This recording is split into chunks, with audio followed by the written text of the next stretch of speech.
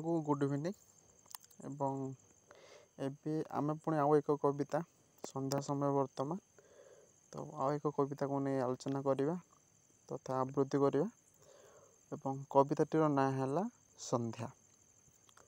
आसतु देखा संध्या कवितार कवि कौन कहते तथा संध्या कवितार कौन वर्णना कराई से विषय आलोचना करवा।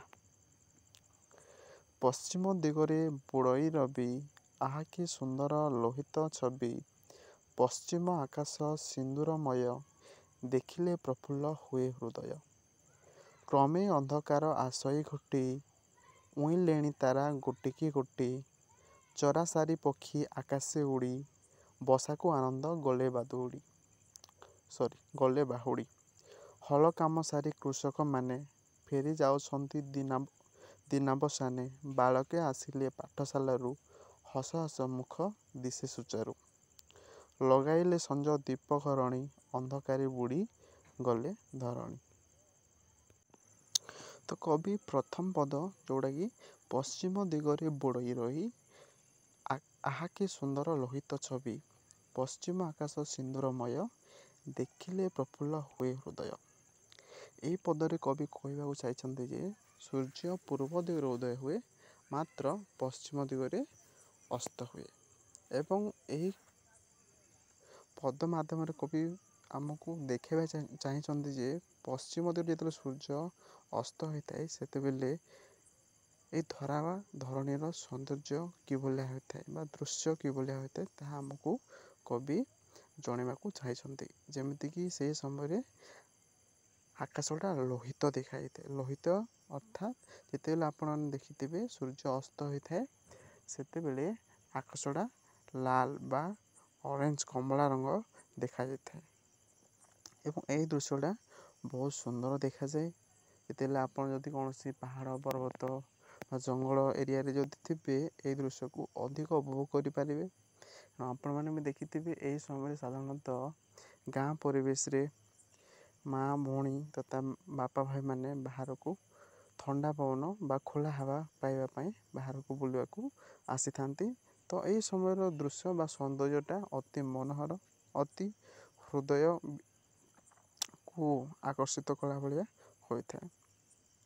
नेक्स्ट क्रमे अंधकार आशय घोटी उइलेणी तारा गोटिकी गोटी चरा सारी पक्षी आकाशे उड़ी बसा को आनंदे गले बाहुड़ी। तो यही समय कौन हुए धीरे धीरे अंधकारटा घोटी आसे अर्थात अंधकार बढ़ी बढ़ी चले जिते अंधकार बढ़ी बढ़ी चलो धीरे धीरे कौन हुए ना आकाश तारा गोटी गोटी करी उई आसती ठीक से पुणी संध्या समय कौन हुए पक्षी जो प्रभात बा सकाळ समय जो खाद्य संग्रह करने दूर रास्ता को जाए संध्या आसवा क्षण पक्षी ता बसा को खाद्य धरिकी फेरी आसी थाए एवं अति आनंद सहित से फेरी थाए पक्षी माने पाखापाखि 15, 20, 30, 35 लेखाएं पक्षी मध्य दल बांधिकी से माने संध्या समय निज बसा को बाहुड़े था। ए दृश्यटा देखा अति सुंदर लगे मन को छुईला भली लगे। पुणी हल काम सारी कृषक माने फेरी जाउछंती दिनाबसाने बालके आसिले पाठशालारू हस हस मुख दिशे सुचारू लगाइले संज दीप घरणी अंधकारी बुड़ी गला धरणी। तो ये समय संध्या समय दृश्य को वर्णना कराई जमी गाँ गंडा मानक साधारणतः चाषी मैंने सकाल 4टा-5टारे हल करने को बिल को जाती और से समय कौन हो 4टा-5टा समय बिल को हल करने को जी पुणी 8टा सकाल 8:30 आड़े घरणी जो जहाँ भी रोषे करते पखाड़ हो एवं 18 भजा को 9 तीण कर खाଇବା नहीं दे था। तापर कौन कर चाषी सेठी बसिकी आनंद ता बिल हिड़ बसिकी ता घरणी सहित कथबार्ता होइकी आनंद खाई थाए खाई सारा पर पुणी से हल कर 11-12टा जाए हल कर सारापर तो कौन कर हल को मेलाणी दब मेलाणी दे सारापर से कौन कर निजे गाधेवा संगे बलद को हल को गधेब ଗାଧୋଇକି ପୁଣି ତାଙ୍କୁ କ'ଣ ଖାଇବାକୁ ଦେବ, ନହେଲେ ଘାସ ପାଳ ଏସବୁ ଖାଇବାକୁ ଦେବ।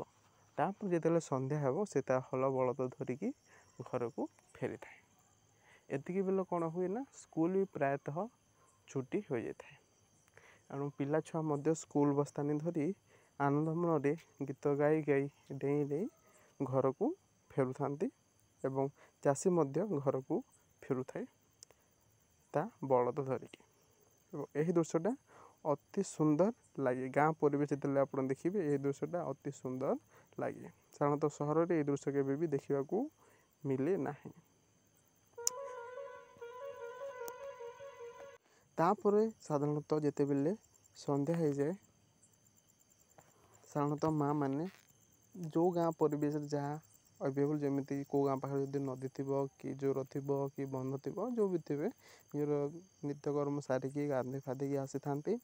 ଆଉ କ'ଣ କରନ୍ତି, ନିଜର ପୂଜା ବସ୍ତ୍ର ପିନ୍ଧିକି ନିଜ ପିଣ୍ଡା ବା ଘର ସାମ୍ନାରେ ଥିବା ତୁଳସୀ ଚାଉଁରା ମୂଳେ ସଞ୍ଜ ଦୀପ ଦେଇଥାନ୍ତି ଏବଂ ଯେଉଁ ଧର୍ମ ଦେବତାକୁ ମାନନ୍ତି ବା ଭକ୍ତି କରନ୍ତି ତାଙ୍କୁ ସେ ସଞ୍ଜ ଦୀପ ଦେଇଥାନ୍ତି ଏବଂ ତା'ର ବାସ୍ନାରେ ପୁରା ଘରଟା ମହକି ଉଠିଥାଏ ଏବଂ ଧୀରେ ଧୀରେ କ'ଣ ହୁଏ, ଧରଣୀ ଅନ୍ଧକାରରେ ବୁଡ଼ିଯାଏ ତଥା ଆମ ପୃଥିବୀ ଅନ୍ଧକାରରେ ବୁଡ଼ିଯାଏ। ତାପରେ ଶେଷରେ ଲୋକ କ'ଣ କରନ୍ତି, ରାତିରେ ଶାନ୍ତିରେ ଶୋଇଯାଆନ୍ତି ଏବଂ ଆଉ ଏକ ପ୍ରଭାତ ତଥା ସକାଳର ଅପେକ୍ଷାରେ ରହିଥାନ୍ତି।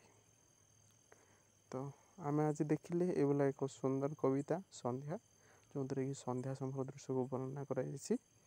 ଆଉ ଆମେ ତାକୁ ପଢ଼ିଲେ ତଥା ବୁଝିବାକୁ ଚେଷ୍ଟା କଲେ ଯେ କବି ସନ୍ଧ୍ୟା କବିତାରେ କ'ଣ କହିଛନ୍ତି ବା କ'ଣ ଆଉ